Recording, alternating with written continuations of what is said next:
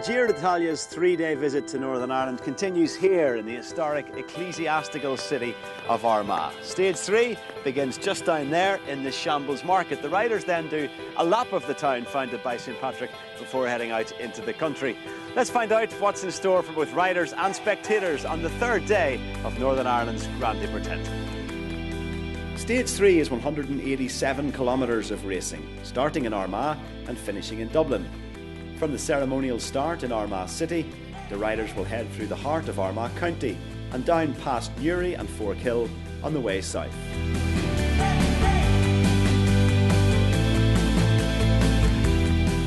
This is the Georgian heart of Armagh, the Mall. Back in the 18th century, it was a horse racing course, so fitting that on 11th of May, it will have one of the world's biggest bike races travelling around it.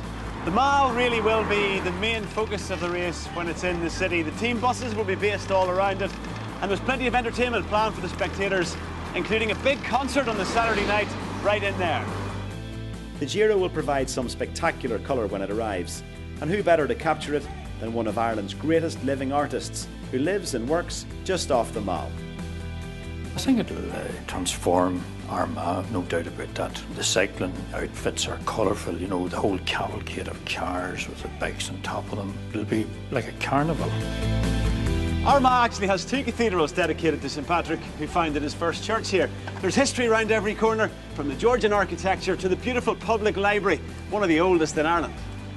And just a few miles away is the ancient mythological site of Navan Fort, the former seat of the kings of Ulster. There's also, of course, a great selection of bars and restaurants here, some of the finest in the whole country, in fact, and they're all going Italian in May. And down there in Market Street, they're cooking giant pizzas and apple pies in recognition of the culinary traditions of both Italy and Armagh. The atmosphere in the streets will be pretty mad, pretty electric, I'd imagine, and it'll just feel like one big party for the full weekend.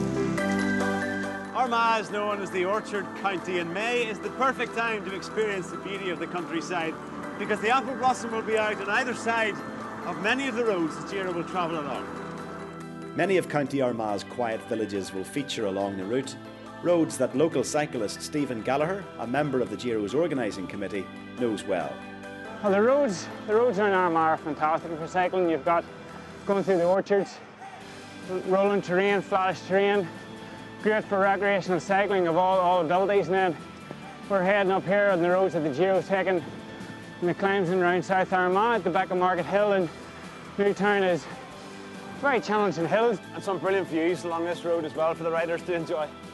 Oh yeah, I mean with looking down towards Craigavon and Portadown, down towards the plains there and out towards the Mournes and the Ring of Gullion.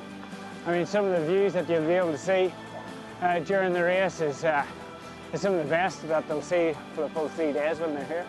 And this is one of those views. The race will travel through the hills of South Armagh and Newry, with the Ring of Gullion a fittingly striking backdrop for the end of the Giro's Northern Ireland adventure. It's 3 brilliant days fusing Northern Irish and Italian culture. See you here in May.